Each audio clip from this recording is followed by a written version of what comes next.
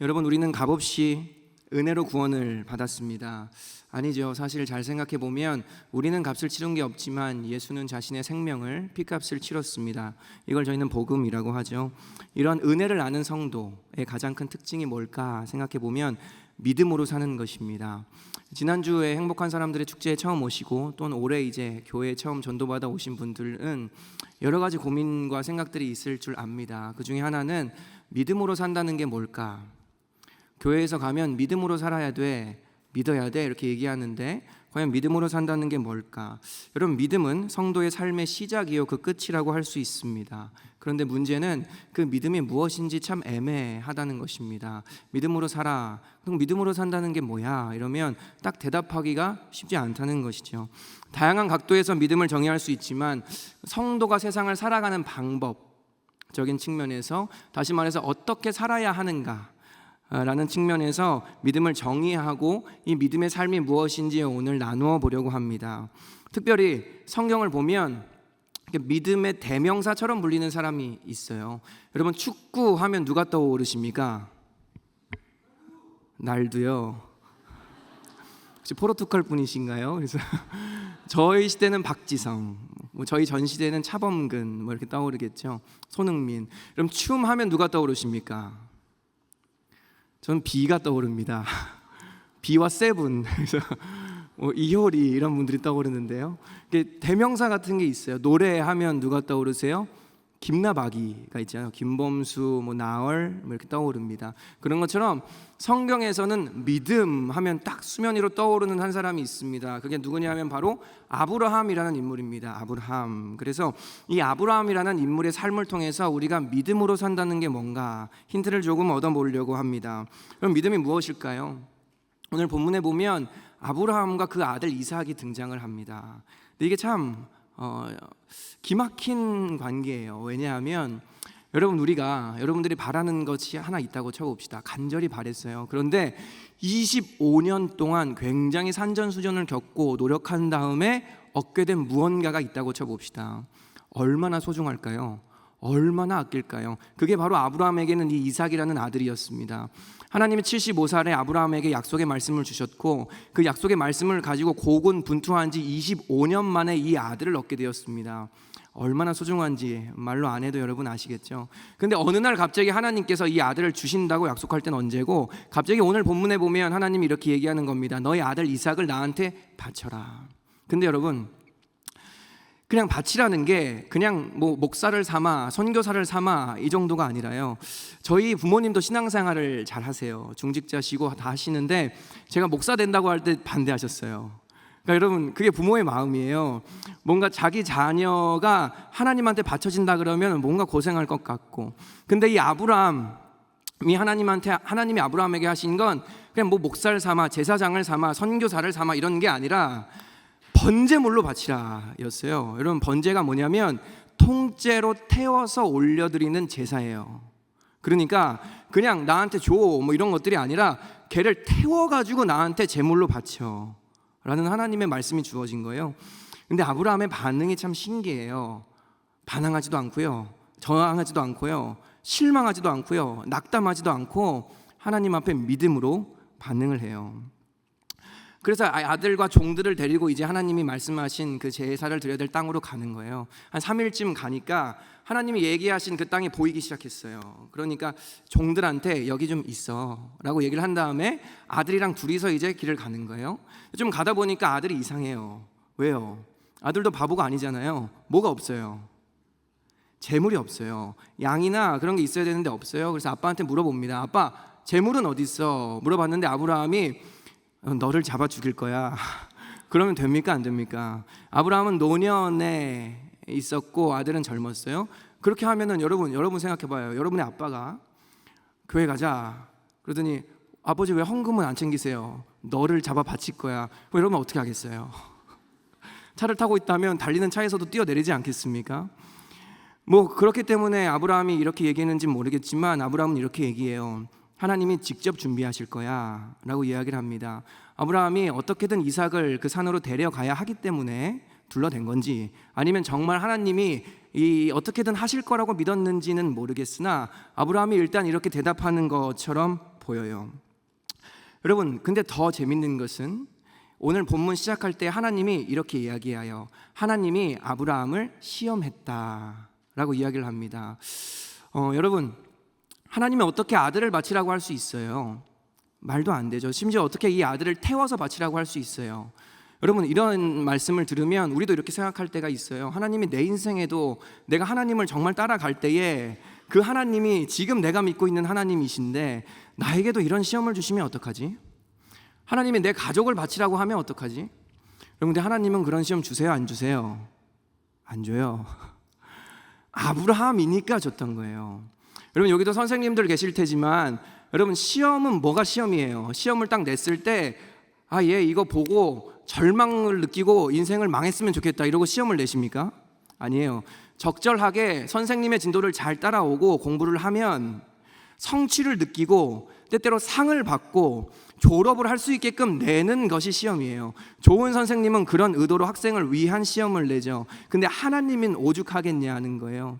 그러니까 하나님이 아브라함한테 아들을 바치라는 시험을 냈던 건 아브라함이기 때문에 그랬던 거예요. 아브라함은 그 믿음의 수준이 같기 때문에 또 아브라함의 인생의 여정 가운데에 그 시험이 필요했기 때문에 그런 거예요. 그러니까 하나님이 여러분에게는 아들을 바치라, 가족을 바치라, 살아가는 애인을 바치라는 시험은 안 할 수 있겠지만 여러분, 인생에 시험이 있을 거예요. 하나님은 여러분의 믿음의 수준에 맞게 여러분에게도 시험을 지금 던지고 계신다라는 말씀입니다. 여러분, 인생이 그래요. 인생은 다 각자의 시험이 있어요. 남 모를 어려움이 있다는 겁니다. 지난주에 행복한 사람들의 축제 처음 와서 이제 오늘 가기 싫은데 또 한 번 가자. 그러니까 오신 분들도 있을 거고 올해 이제 신앙생활을 막 시작한 분들도 있을 거예요. 여러분, 믿음으로 산다는 것은 뭐냐면 하나님의 말씀을 믿는 거예요. 제가 오늘 그걸 좀 풀어갈 텐데요. 여러분, 우리가 어떠한 사람을 믿는다라고 그랬을 때 이 믿는다가 되게 추상적인 말 같지만 사실 그 사람 입에서 나온 말을 믿는 거예요. 나 11시까지 갈게. 나 너 믿지? 그럼 11시까지 온다는 그 사람의 말을 믿는다는 거죠. 여러분, 우리가 하나님을 믿는다 그랬을 때 사실 굉장히 추상적이고 애매모호한 개념 같지만 추상적이지 않습니다. 결코 하나님의 약속의 말씀을 믿는다라는 것입니다. 그래서 거꾸로 이렇게 질문할 수도 있는 거예요. 그럼 여러분 혹시 붙들고 계신 이 약속의 말씀이 있으십니까? 그러니까 신앙생활 한다는 건 그냥 교회 와서 예배드리고 성가대하고 헌금 내고 교사한다고 신앙생활 한다는 게 아니라는 거예요. 신앙생활은 뭐냐? 하나님이 내게 주신 그 약속의 말씀을 붙들고 믿고 사는 것이 신앙생활이다라는 겁니다. 그렇기 때문에 교회를 100번, 1000번, 10,000번 와도 지금 여러분이 삶 속에서 붙들고 있는 이 약속의 말씀이 없다면 그럼 한번 돌아봐야 될 필요가 있다라는 것이죠. 여러분, 히브리서 11장에는 이렇게 나와 있습니다. 같이 볼까요? 아브라함은 시험을 받을 때에 믿음으로 이삭을 드렸으니 그의 약속들을 받은 자로 돼 그 외아들을 드렸느니라. 그에게 이미 말씀하시기를 내 자손이라 칭할 자는 이삭으로 말미암으리라 하셨으니 그가 하나님이 능히 이삭을 죽은 자 가운데서 다시 살리실 줄로 생각한지라. 비유컨대 그를 죽은 자 가운데서 도로 받은 것이니라. 아브라함은 이삭을 죽은 자 가운데서 살리실 것을 믿었다라고 해요. 이 믿음이 뭔지 더 구체적으로 보자면 로마서 4장 말씀 가면 나와 있습니다. 이것도 같이 보겠습니다. 아브라함이 바랄 수 없는 중에 바라고 믿었으니 이는 내 후손이 이 같으리라 하신 말씀대로 많은 민족의 조상이 되게 하려 하심이라. 그가 100세나 되어 자기 몸이 죽은 것 같고 사라의 태가 죽은 것 같음을 알고도 믿음이 약하여지지 아니하고 믿음이 없어 하나님의 약속을 의심하지 않고 믿음으로 견고하여져서 하나님께 영광을 돌리며 약속하신 그것을 또한 능히 이루실 줄을 확신하였으니 그러므로 그것이 그에게 의로 여겨졌느니라. 여기 보면 하나님께서 아브라함의 이 믿음, 이 시험이 주어졌을 때에 반응했던 아브라함의 그 태도를 의로 여겼다라고 하는데 그게 뭐냐면 약속하신 그것을 능히 이루실 줄을 확실했다라는 겁니다. 다른 말로 하면 하나님이 약속하신 대로 지키실 줄을 믿어요. 하나님의 말씀대로 이루어질 줄을 나는 믿어요 라는 거예요.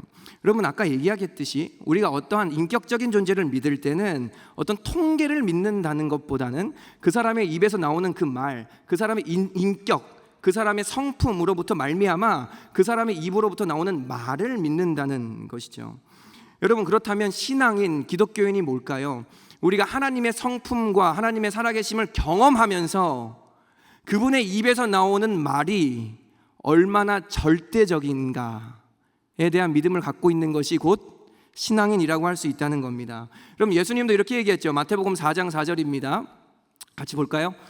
예수께서 대답하여 이르시되 기록되었으되 사람이 떡으로만 살 것이 아니요 하나님의 입으로부터 나오는 모든 말씀으로 살 것이라 하였느니라 하시니. 여러분, 금식기도 해보셨습니까? 여러분, 하루만 굶어봐도요 얼마나 힘든지 몰라요. 아니요, 한 끼만 굶어도 우리는 제정신이 아니게 될 때가 있습니다. 여러분, 근데 하나님이 이 음식을 신앙생활할 때 말씀과 비교하셨어요. 예수님이 직접.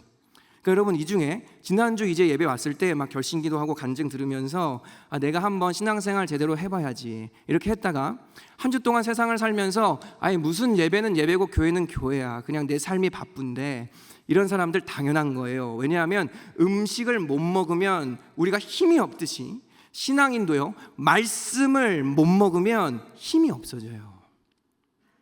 여러분, 저희가 어제 그 장충체육관으로 청년들 한 200여 명이 같이 집회하러 갔어요. 전국의 초교파 연합 집회였는데요, 한 3,000명에서 4,000명 되는 청년들이 장충체육관에 모여서 같이 예배를 했어요. 너무 뜨겁고 멋졌는데, 그때 이제 최근에 조금 유명세를 타신 시크릿이라는 걸그룹의 송지은 자매님이 나오셔서 간증을 하셨어요. 근데 간증에 이런 말을 하셨는데 굉장히 인상 깊었어요. 뭐냐면, 여러분, 말씀을 읽으셔야 됩니다. 전 이 말을 듣고 이분이 그냥 뭔가 유명세로 간증을 하러 나오신 게 아니구나 라고 느껴졌어요.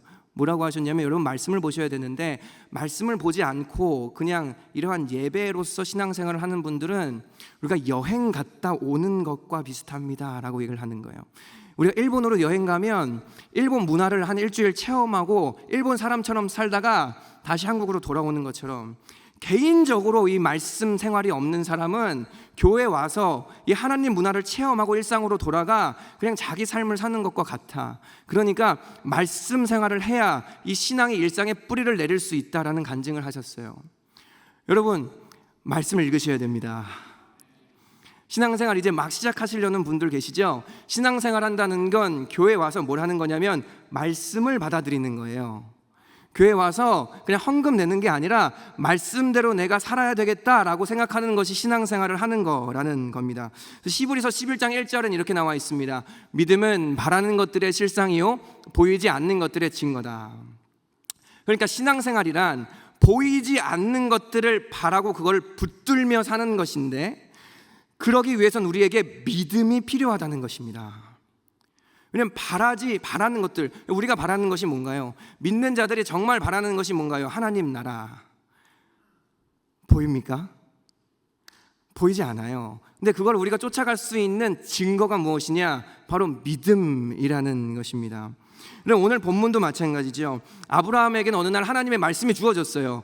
너 아들을 줄게. 고향을 떠나. 너의 자손으로 모래알같이 많게 할 거야. 떠나요. 떠나는데 아브라함은 어떻게 하나님이 하실지를 몰라요. 그렇죠? 우리도 마찬가지예요. 여러분, 신앙생활 할 때 여러분 제발 앞으로 하나님 어떻게 해주실 거예요?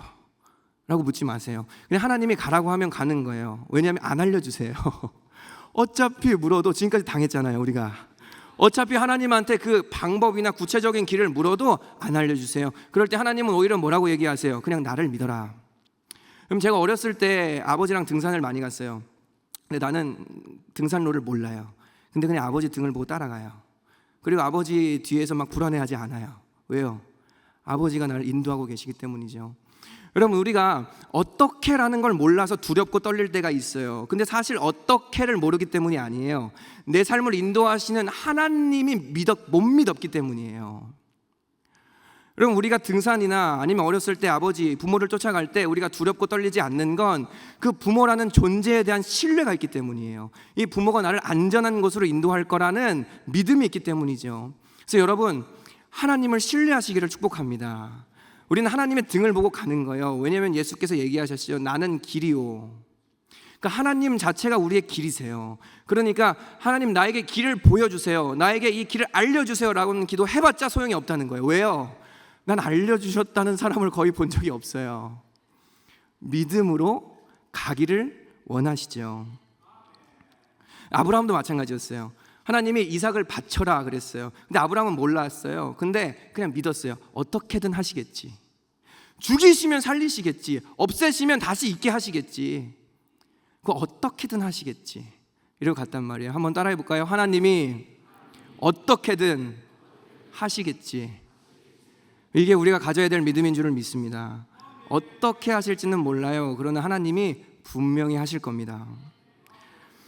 여러분, 세상은 끊임없이 보이는 것이 전부라고 얘기하죠. 통계를 내놔봐, 데이터를 내놔봐, 좀 계산을 해봐, 계산기를 두드려봐.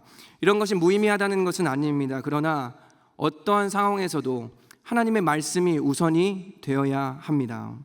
여러분, 믿음은 그럼 어떻게 자랄까요?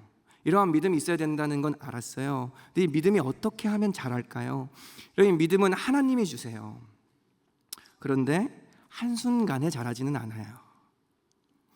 제가 조카 2명이 있는데요, 정말 갓난 아이였는데 어느샌가 훌쩍 컸어요. 저랑 막 말싸움을 하기 시작했어요. 여러분, 믿음도 그래요. 믿음은요, 하나님이 주세요. 그거 정말 지지부진한 것 같은데요, 여러분, 신앙생활 하다 보면 어느새 훌쩍 커 있어요. 여러분, 연인 사이에도 마찬가지지 않습니까? 여러분, 신뢰라는 거는요, 경험을 통해서 쌓여요.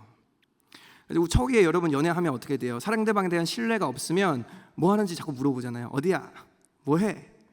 왜 연락 안 받아? 나만 그래요? 여러분, 막 성자처럼 앉아 계신데 다 그러는 거 알고 있어요. 근데 그 사람에 대한 신뢰가 쌓여요. 이 사람이 나를 정말 사랑하는구나에 대한 믿음이 생기면 연락이 안 받아요. 그러면은 의도가 아니라 이유를 찾게 돼요. 여러분, 신뢰가 쌓이면 의도가 아니라 이유를 찾게 되는 거예요. 이 사람이 왜 이랬을까? 의도가 있다는 게 아니라 그럴 수밖에 없었을 거야 라는 이유를 찾게 된다는 거죠. 여러분, 신앙생활도 마찬가지예요. 여러분들이 하나님과의 이 경험이 쌓여 가시면 하나님을 신뢰하면서 믿음으로 한 걸음을 딱 내디뎠을 때에 하나님이 어떻게 선하게 인도하시는가를 인생 가운데 켜켜이 경험하시다 보면 의도가 아니라 이유를 찾게 돼요. 하나님이 이유가 있으실 거야. 하나님이 분명 최고의 것을 주셨을 거야. 근데 나는 모르지만 그분은 이유가 있으실 거야. 이렇게 한다는 것이죠. 그래서 여러분, 믿음은요, 경험을 통해서 인격적인 관계를 쌓여가면서 점점 확고해집니다. 다시, 믿음은요, 한 번에 확 생기는 게 아니라 경험을 통해서 인격적인 관계를 맺어가면서 쌓여요. 그래서 인생에 단 한 번 정도는 여러분들이 나의 하나님을 제대로 경험해 보셔야 돼요. 이제 신앙생활 막 시작하신 분들 계시죠? 교회 2번째 딱 오신 분들도 계실 거예요. 지난주 왔다가 이번 주. 여러분, 믿음 생활을 할 때는 한 번 정도는 자기 부인, 자기 절제, 이 길로 가면은 세상적으로는 안 돼요. 이 길로 가면 내 경험적으로는 아니에요. 근데 하나님의 말씀을 보니까 교회에서는 그렇게 살래요. 그런 거를 믿음으로 눈 딱 감고 한번 해보는 거예요. 그럴 때 나의 하나님을 경험하게 돼요. 그럼 그 하나님을 향한 신뢰가 생겨요. 그게 반복되면 흔들리지 않아요. 여러분, 아브라함도 그랬어요. 아브라함이 처음부터 믿음의 대명사였던 게 아니에요. 아브라함은요, 정말 이런 찌질해 이 사람이 없어요. 여러분, 그래도 우리가 아무리 믿음이 없어도 우리의 가족을 팔지는 않아요. 그렇죠? 우리 아내나 여자친구나 애인이나 뭐 남자친구를 팔진 않아요. 근데 아브라함은 무려 2번이나 자신의 아내를 팔아요. 그러니까 이 아브라함의 사라라는 아내가 있었는데 너무 이뻤어요. 항상 이렇게 너무 이쁘고 잘생기면 그건 문제가 좀 있어요. 근데 사라가 너무 이쁜 거예요. 그래가지고 아브라함이 데려가니까, 근데 당시엔 치안이 좋지 않았어요. 그러니까 너무 이쁘니까 내 아내라 그랬을 때 나를 죽이고 얘를 뺏어갈까봐, 내 아내를 뺏어갈까봐 두려워진 거예요. 그래서 뭐라고 속이냐면 누이라고 속여요. 그래서 당시 애굽 왕이, 어떤 한 나라의 왕이 달라 그래요. 왜냐면 누이라고 하니까 나한테 시집 보내라. 그러니까 아브라함이 보내요. 세상에나. 근데 아브라함이 이 짓을 2번 하는데 이걸 통해서 하나님이 그럼에도 불구하고 나를 선대하신다라는 경험을 해요. 아브라함은 분명 믿음으로 75살에 걸음을 출발했어요. 아브라함이 고향을 떠났거든요. 하나님의 약속의 말씀을 받고. 우리도 똑같아요. 우리가 예수를 믿어요. 신앙생활 제대로 한번 해봐야 되겠다. 내가 이 믿는 자처럼 살아봐야 되겠다라고 이 한 발짝을 떼요. 근데 넘어져요. 실수해요. 난 안 되나 보다라고 생각할 때가 있어요. 근데 그 자리에서 하나님의 선하심을 경험해요. 하나님이 그럼에도 합력하여 선을 이루어주시는구나 라는 걸 경험한다는 거예요. 아브라함이 이 두 번의 사건을 통해서 부자가 됩니다. 왜냐하면 이제 이 왕이요, 이 아내인 사라를 취해서 밤에 자려고 하는데 꿈을 꾸는 거예요. 하나님이 꿈속에 나타나서 이 왕을 혼내요. 그래서 이 왕이 두려워 떨면서 어찌 아브라함아 나에게 거짓말했느냐 이러면서 재물을 주면서 보내요. 이걸 두 번 해요. 그러니까 아브라함은 이 안에 하나님을 향한 믿음이 생겼을 거예요. 하나님은 내가 실수할 때에도 나를 선대하시는구나. 여러분, 이것뿐만이 아니에요. 이 두 번의 사건 사이에 어떤 사건이 있냐면, 아브라함이 75살에 부름을 받았다 했잖아요. 근데 85살쯤 되니까 믿음이 흔들려져요. 무슨 말이냐면 아들을 주신다 그랬는데 자신의 그 아내인 사라의 태가 끊긴 거예요. 그러니까 그 생리를 하지 않는 거죠. 그러니까 고민을 하다가 여종이 있었어요. 하갈이라는 이 여종을 대신 결혼을 해서 첩을 삼아서 아들을 만드는 것이 주의 뜻일 수도 있지 않는가, 이런 머리를 굴리기 시작한다는 거예요. 여러분들 생각해 봅시다. 여러분들이 이런 상황에서 누군가 나의 여종 중에 한 명을 나의 남편의 첩으로 줘야 돼요. 그러면 사이가 좋은 사람을 주겠어요? 안 좋은 사람을 주겠어요? 왜냐하면 나중에 이 자식이 태어나면 이 자식이 후계자가 될 거 아니에요. 그러면은 나랑 이렇게 되게 막역한 친한 사람을 주겠어요? 나랑 대척점에 있는 사람을 주겠어요? 당연히 친밀한 사람을 주겠죠. 자신의 친자매 같은 사람을 줬을 거예요. 생각을 해보면. 그런데 사람이 어찌나 간사한지요. 이 하갈이라는 사람이 임신을 하게 돼요. 그때부터 갑자기 자기가 안주인 노릇을 하게 되는 거예요. 그리고 사라를 핍박하기 시작해요. 그럼 제가 어렸을 때 여인천하라는 드라마가 있었어요. 제 또래들은 알 거예요. 그 시청률이 엄청났거든요. 그러면 그런 일들이 벌어지는 거예요. 이게 정말 재밌어요. 성경이, 아니 여인천하 말고 성경이요. 하갈이 핍박하기 시작하는데, 여러분 이 사라도요, 우리가 이 성경의 표면만 읽으면 되게 뭔가 여리여리하고 아리따웠구나라고 생각할 수도 있는데, 여러분 다 아름다운 장미에는 가시가 있다는 것 알고 계십니까? 그럼 이 사라도요 보통 여자가 아니에요. 바로 그렇게 핍박을 당하니까 누구한테 찾아갑니까? 아브라함한테 찾아가는 거예요. 그래서 얘기해요. 여보, 나 못 살겠어. 지금으로 따지면 오빠, 나 못 살겠어. 이렇게 얘기하는 거예요. 왜요?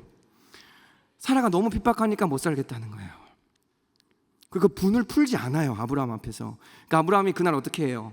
사라한테 공식적으로 그 집안 가운데 이렇게 약조를 해줘요. 그 여자 네 마음대로 해라. 그때 또 위치가 바뀌어요.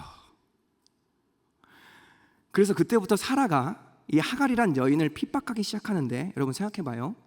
당시에 무슨 임신 테스트기가 있었겠습니까? 그러니까 그 하갈이 배가 불러왔을 거예요. 그러니까 적어도 한 8개월, 한 7개월 참으면 이 집안은 이제 누구 거예요? 내 거죠. 내 아들이 태어나서 후계자를 이을 텐데, 그럼 우리 조선시대 그런 거 많이 보잖아요. 내 아들이 조금만 자라면 이 여인을 죽여버려라 이러면 되는 거잖아요. 근데 하갈이요, 어느 날 밤에 야반 도주를 해요. 심지어 아기가 있는데. 이 말뜻은 뭐냐면 사라가 보통 여자가 아니었다는 거예요. 사라가 이 하갈을 핍박하기 시작하는데, 여러분 웬만하면 그래도 집에서 자는 게 나아요. 얼마나 핍박을 당했냐면, 이러다가 죽겠다 생각을 해봐요. 이러다가 죽겠다라는 지경에 이른 거예요. 이게 암살을 당하든 독살을 당하든 이 집에 있다가는 몇 개월만 버티면 되는데도 불구하고 이거를 내가 버텼다가는 내가 죽겠다라는 결단이 있으니까 어느 날 밤에 음식을 조금 챙겨서 야반 도주를 합니다. 근데 여러분 음식이 다 떨어져요. 그래서 하갈이요 고통 속에서 하나님께 부르짖어요. 그럼 이 하갈과 이 뱃속에 있는 아이는 이 아브라함과 사라의 불순족의 산물이었어요. 누가 그렇게 하라 그랬어요? 하나님이 첩을 만들라 그랬어요? 근데 자기네들이 생각해서 첩을 만들더니 자기가 어려워하고 자기가 시험 들고 고통스러워요. 누구 같아요? 나잖아요. 하나님이 나한테 그렇게 하라고 한 적이 없어요. 하나님이 기다리면 주신다고 해요. 하나님의 때에 최선의 것을 주신다고 분명히 약속하셨어요. 근데 우리 불안해요, 안 해요? 불안해요. 그러다 내 마음대로 뛰쳐나가요. 그러다 사고 쳐요. 그리고 고생해요. 근데 하갈이요, 그 광야에서 하나님께 부르짖는데 하나님 이렇게 나와요. 하나님이 이렇게 말씀하시는 거예요. 내가 너의 고통 소리를 들었다. 그리고 이렇게 얘기하는 거예요. 집으로 돌아가라. 내가 책임질게. 그래서 하갈이 집으로 돌아왔겠죠. 그 아브라함이 물었겠죠. 어디 갔다 왔냐. 그리고 얘기했을 거예요. 광야에서 펼쳐진 일을. 아브라함과 사레, 이 집안은요, 이 사건을 통해서 또 하나님을 경험하게 되는 거예요. 이 수치스러운, 다른 집에 얘기할 수 없는 나의 믿음 없음으로 말미암은 이러한 일들에도 불구하고 하나님은 우리의 부르짖음을 들으시는구나. 남이 잘못한 게 아니에요. 내가 정말 잘못해서 내 인생이 꼬였어요. 근데 그때 부르짖어도 하나님은 선을 이루어 주시는구나 라는 걸 아브라함은 경험했어요. 또 결정적으로 뭘 경험해요? 100살에 진짜 아들이 태어나는 거예요. 사라의 태로. 그때 아브라함한테 믿음이 생겼을 거예요. 하나님 진짜 살아계시는구나. 하나님 정말 말씀하신 거를 지키시는 분이시는구나. 하나님 날 사랑하시는구나. 이 믿음이 생기는 겁니다. 여러분, 우리도 마찬가지이지 않겠습니까? 여러분, 한 번에 우리의 믿음이 탁 생기지는 않습니다. 아브라함처럼 믿음으로 살려고 날마다 발걸음을 떼지만 날마다 넘어지고 롤러코스터를 타는 게 우리의 인생입니다. 여러분, 그때요, 하나님을 경험하셔야 합니다. 그래서 일단 발걸음을 떼셔야 돼요. 제가 청년들을 보니까 그 넘어짐이 두려워서 적당히 신앙생활 하려는 분들이 계세요. 여러분, 믿음의 삶을 사시기를 축복합니다. 그래서 이 믿음을 이 성경에는 이렇게 얘기해요. 히브리서 11장 6절 같이 보겠습니다. 믿음이 없이는 하나님을 기쁘시게 하지 못하나니 하나님께 나아가는 자는 반드시 그가 계신 것과 또한 그가 자기를 찾는 자들에게 상 주시는 이심임을 믿어야 할지니라. 그러니까 여러분, 믿는다는 건 뭐냐면, 믿는다는 건 하나님의 약속의 말씀을 믿고 한번 살아본다는 거예요. 내가 뭔가를 이루어내는 게 아니에요. 제가 청년 사역을 하니까, 그래서 제가 벌써 7년 차거든요. 그러니까 많은 청년들을 만나왔고 또 만나고 있어요. 근데 이러한 청년들이 있어요. 하나님 앞에 마음이 상했다라는 거예요. 그래서 얘기를 들어보니까 자기가 믿음으로 살았는데 원치 않은 결과가 주어졌다라는 거예요. 너무 이해는 되죠. 우리도 그럴 때가 있잖아요. 그런데 들으면서 이런 생각이 들긴 해요. 믿음으로 했는데, 정말 믿음으로 반응했는데 그 결과가 주어졌다면 믿음으로 살았기 때문에 그 결과가 주어졌음을 인정해 볼 수는 없겠는가? 그러니까 믿음으로 했기 때문에 그 결과를 일부러 주셨다라고 받아볼 수는 없겠는가? 그러니까 지금 내게 주어진 이 결과가 내가 믿음으로 살았는데 하나님이 잘못한 것이 아니라 믿음으로 살았기 때문에 최선의 것을 주셨고 그게 이 결과라는 것으로 좀 받아보고 넘어갈 수는 없겠는가? 그게 그렇게 어려울까라는 생각이에요. 또 물질로 고민하는 청년들도 많아요. 11조도 마찬가지고요. 또 주일에 일하는 것으로도 찾아오는 청년들도 많죠. 그럼 주말에 알바를 하거나 일을 하게 되면 돈을 조금 더 주잖아요. 근데 저희도 사역자도 주일에 일을 하는데 많이 주진 않아요. 그래서 여러분들이 너무 진지해가지고 제가 농담한 거예요. 충분히 교회에서 다 책임져 주시고 계십니다. 그래서 혹시나 이렇게 얘기했다고 막 그러면 안 됩니다. 감사하며 살고 있어요. 그래서 근데 그렇게 찾아와서 얘기를 한다는 거예요. 자기가 무슨 빚이 있고 자기 어려움이 있어서 이 빚을 갚을 때까지만 주일에 조금 일을 하고 다시 돌아오겠다. 근데 그 물질에 복을 주시는 게 하나님이라고 믿는 것이 그렇게 어려울까? 상황은 이해되지만 물질의 문을 열어주시는 게 하나님이라고 인정하고 한번 살아보는 것이 그렇게 어려울까? 그런 생각이 들어요. 그리고 명절 때만 되면 또 제사상에 절하는 문제로 청년들이 찾아와요. 저희 가족이 믿지 않는 가족인데 목사님, 절을 꼭 안 해야 됩니까? 믿지 않는 가족을 전도하려면 차라리 내가 절 안 한다고 뻗팅기다가 싸우는 것보단 절을 하는 게 지혜로운 방법 아니겠습니까? 너무 이해되죠. 그것도 얼마나 스트레스겠어요. 그러나 그 가족을 주님께로 돌아오게 하는 그 일, 그 구원의 역사를 이루어 가시는 건 우리의 어떠함이 아니라 하나님이라는 것을 믿고 그 하나님을 기쁘시게 하는 것, 그것이 가장 빠른 길이라는 것을 인정하는 것이 그렇게 어려울까, 이런 생각도 해보고요. 또 최근에 혼전 순결도 마찬가지입니다. 동거 이런 것도 마찬가지고요.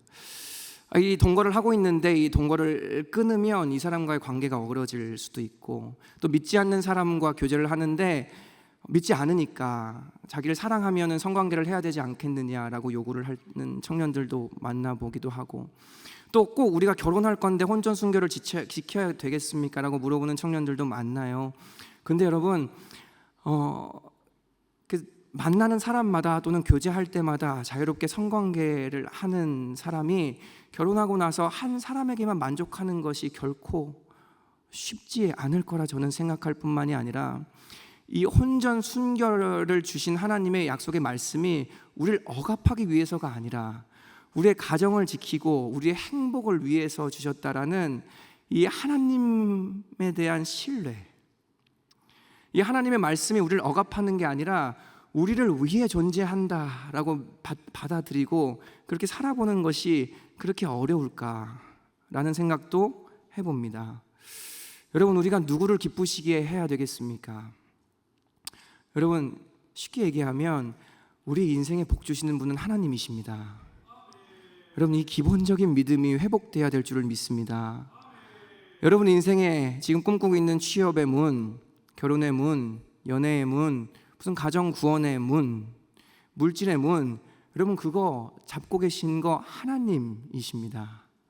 그러니까 여러분, 하나님을 기쁘시게 하는 저와 여러분이 되기를 간절히 바랍니다. 그래서 이 믿음으로 살기 위해 요구되는 것 한 가지가 있는데, 그건 마지막으로 좀 나누겠습니다. 같이 볼까요? 로마서 8장 24절 25절입니다. 우리가 소망으로 구원을 얻었음에 보이는 소망이 소망이 아니니 보는 것을 누가 바라리요? 만일 우리가 보지 못하는 것을 바라면 참음으로 기다릴지니라. 인내, 참음입니다. 세상은요, 재능, 은사, 지위, 재물 이런 걸로 사람을 평가합니다. 그러나 여러분, 특별히 신앙생활 이제 곧 시작하신 분들 잘 들으세요. 하나님은 절대 그런 걸로 사람을 평가하지 않습니다. 하나님은 믿음으로 사람을 평가하십니다.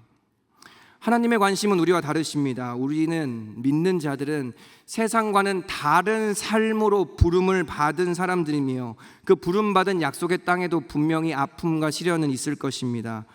그러나 그렇게 해석되지 않는 자리에 우리를 두실지라도 우리는 하나님의 말씀을 믿음으로 인내해야 합니다. 이게 믿음으로 산다는 것입니다. 그럼 이렇게 반응할 수도 있을 것 같아요. 이제 막 신앙생활 하시는 분들은 너무 답답합니다. 그건 너무 짐스럽습니다. 결국 내가 원하는 거 안 하고 하나님이 원하는 것 내 인생 갖다 맞춰야 된다는 것 아닙니까? 근데 여러분, 이렇게 얘기하시는 분들은요, 그 하나님을 아직 경험해 보지 못한 거예요. 이 말씀 따라 순종했을 때 하나님이 어떻게 내게 안식과 참 자유를 주시는지를 한 번도 제대로 경험해 본 적이 없는 거예요. 그리고 그냥 교회를 다녀본 거죠. 여러분, 하나님을 경험하시기를 축복합니다. 그래서 여러분, 신앙생활이란 그냥 교회를 왔다 갔다 하는 게 아니라 이 살아계신 하나님을 경험하는 겁니다. 말씀을 믿음으로. 그렇기 때문에 이 믿음 따라 사는 삶, 다른 말로 하면 말씀 따라 사는 삶은 결코 고통의 삶이 아닙니다. 거룩의 삶이며 행복의 삶입니다. 여러분, 거룩과 행복은 다른 말이 아닙니다. 여러분, 이렇게 설교를 듣고 신앙생활을 하다 보면 어떤 교회에서는 목사님이 이렇게 얘기할 때가 있습니다. 여러분, 거룩해야 됩니다. 행복을 위해 교회 오시면 안 됩니다. 이렇게 말씀하시는 목사님들이 있고요, 한성교회처럼 행복을 주구장창 얘기하는 교회가 있습니다. 근데 여러분, 잘 들어보면 같은 말이에요. 여러분, 거룩이 곧 행복입니다. 우리가 얼마나 많이 이루어냈는가가 아닙니다.